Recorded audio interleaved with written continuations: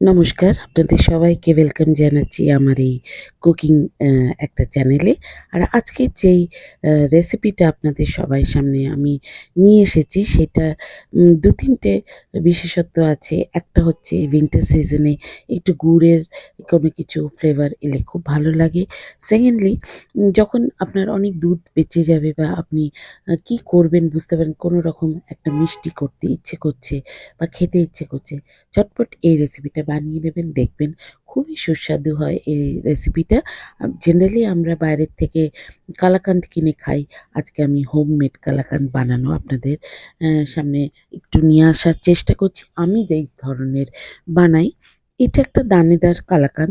মানে এটার মধ্যে দানা, দানা থাকবে, পুরো প্লেন হয়ে যাবে না। আর এটা বানাবার জন্য আমি ২ লিটারের মতন দুধের কে ছানা করে নিয়েছি। ছানাটা কিভাবে করেছি সেটা আর আজকে আমি এই রেসিপিতে দেখালাম না। অন্য কোনো দিন সময় পেলে নিশ্চয়ই আপনাদের ছানা বানানো কিভাবে আমি বানাই বা ছানার যখন মিষ্টি করি সেই কিভাবে ছানাটাকে আমি কাটি সেটা নিশ্চয়ই দেখাবো। আজকে দেখুন আমি ২ লিটার দুধের ছানা করেছি আর ২ লিটার দুধ আমি আলাদাভাবে নিয়েছি। দুধটাকে ২ লিটার দুধটা যেটা আলাদা করে নিয়েছি সেটাকে ভালো করে জাল দিচ্ছি। ভালো করে জাল দেওয়ার মানে হচ্ছে অনেকক্ষণ ধরে জাল দিতে হবে এটাকে। 45 নিয়ার অ্যাবাউট 45 মিনিটস এর মতন ওইটাকে জাল দিলেই কিন্তু এটা ঘন হবে। আর সেই ঘন আ যে হওয়ার ফ্লেভারটা মানে একটা খোয়া, খোয়া টাইপের একটা ফ্লেভার আসবে। সেই সময় আপনি এই ছানা যেটা আপনি তৈরি করে রেখেছেন সেটাকে দিয়ে দেবেন। অনেক সময় ছানা বাইরেও কিনতে পাওয়া যায়, সেটা এনেও আপনি করতে পারেন। আর আমি তো ঘরে এটা তৈরি করেছি বলে আমি ঘরের ছানাটাকে দিয়েই এটার মধ্যে তৈরি করছি।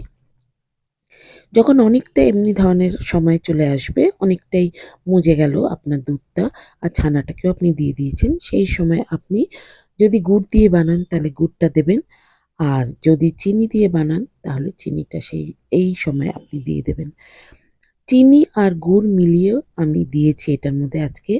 তো ফ্লেভারটা গুড়েরই বেশি আর চিনির কম।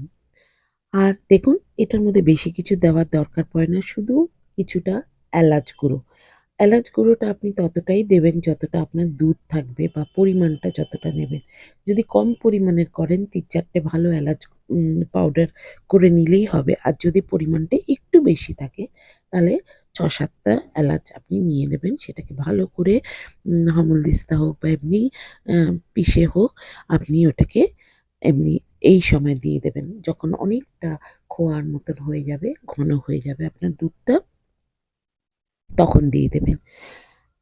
ঘরে বানানো অ যেই মিষ্টিগুলো হয় সেগুলো খেতে যতটা ভালো হয় আর সুস্বাদু তো হয়ই নো ডাউট। আর ওইটার মধ্যে পরিমাণটাও খুব ভালো হয়। আপনি যদি ২ লিটার দুধের যত পিস হবে আপনার, আপনি বাইরে থেকে কিনতে গেলে কিন্তু অনেক কস্টলি হয়ে যায়। সেটা কস্ট এফেক্টিভ হয় না অনেক সময়। তারপরে বাইরে কি না কি আপনার মিলিয়ে দিচ্ছে সেটা আপনি বুঝতে পারবেন না। যদি এইটা সিম্পল ওয়েতে আপনি ঘরে বানিয়ে ১ম এ অল্প দুধের বানিয়ে দেখুন। তারপরে যদি ভালো লাগে তারপরে না হয় আরেকটু বেশি দুধের আপনারা বানাবেন। এটা খুবই ভালো একটা মিষ্টান্ন বলতে পারেন, যেটা আজকাল যেকোনো আ মিষ্টির দোকানেই পাওয়া যায়। আর গুড়ের এই সিজনে উইন্টার সিজনে তো গুড়ের ছড়াছড়ি চারিদিকে। পাটালি গুড় পাওয়া যায়। আপনারা ভালো পাটালি গুড় দেখে এনে আপনারা এই মিষ্টিটা ঝটপট বানিয়ে নিন আর ঘরের লোকেদের খাইয়ে দিন।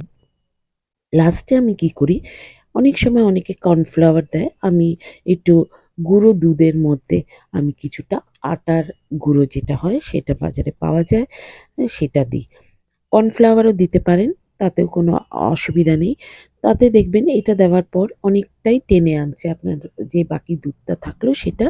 আর আপনি তো অলরেডি ছানাটাকে দিয়েই করছেন। তো এই দুটো জিনিসকে আপনি একটু মাঝে একটু মিষ্টিটা দেখে নিতে পারেন যে সব মিষ্টিটা ঠিক আছে কিনা। আপনার বাড়ির লোকে যেমন, যেমন পছন্দ করে সেমনি ধরনেরই আপনি মিষ্টিটা দেবেন। এটার মধ্যে হার্ড অ্যান্ড ফাস্ট কোনো রুল নেই যে আমি যতটা দিচ্ছি বা অন্য কেউ যতটা দিচ্ছে ততটাই আপনাদের দিতে হবে।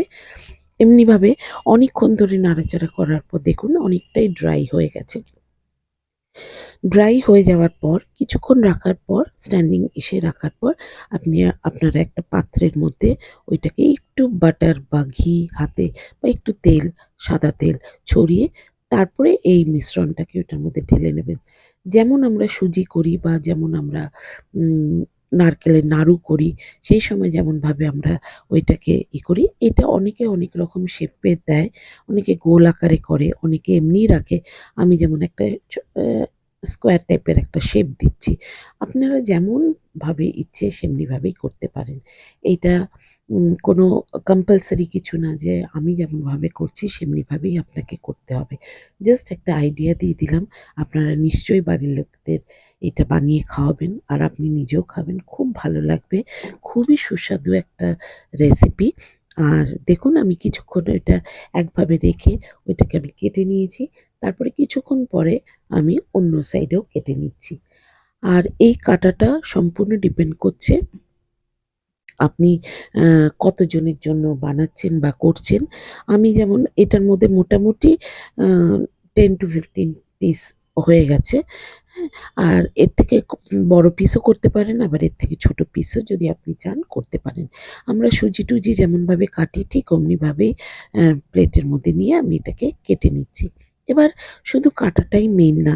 আমি এটাকে একটুখানি ডেকোরেটও করব যাতে দেখতে সুন্দর লাগে। যাদের জন্য করছি তারা যেন খাওয়ার আগেই ওটা যেন দেখতে ভালো লাগে।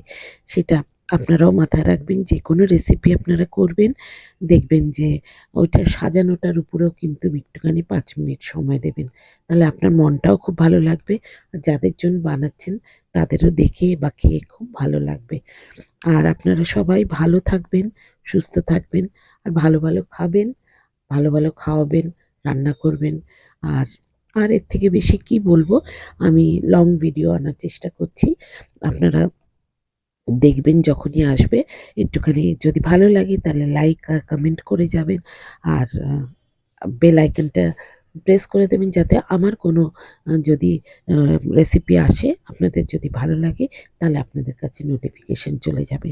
আর সবাইকে এই সিজনটাতে একটু সুস্থ রাখার আবেদন করছি। ভালো থাকবেন। আর এখন ওয়েদার চেঞ্জ। আমারও গলাটা খুবই খারাপ হয়ে গেছে। গলায় একটু ব্যথা, ব্যথা হচ্ছে। সিজন চেঞ্জ একটু ঠান্ডা লেগে গেছে। তাই বলে ভয়েসটা একটুখানি ভয়েস ওভার ১ম এ ভেবেছিলাম দেব না। কিন্তু যেহেতু লং ভিডিও একটু ভয়েসটা দিলে ভালো লাগে। আমি চেষ্টা করব আপনাদের সামনে সুন্দর, সুন্দর রেসিপি নিয়ে আসার। আর যদি আপনাদের মনে হয় যে পার্টিকুলার কোনো রেসিপি আপনাদেরকে আমি দেখাতে পারবো, তাহলে নিশ্চয়ই আমার কমেন্ট বক্সে এসে একটা কমেন্ট করে যাবেন। আর আমি চেষ্টা করব আপনাদের সামনে সেই রেসিপিটা তুলে ধরার। আপনারা সবাই খুব, খুব, খুব ভালো থাকবেন। আর এমনি ধরনের রেসিপিকে সাপোর্ট করার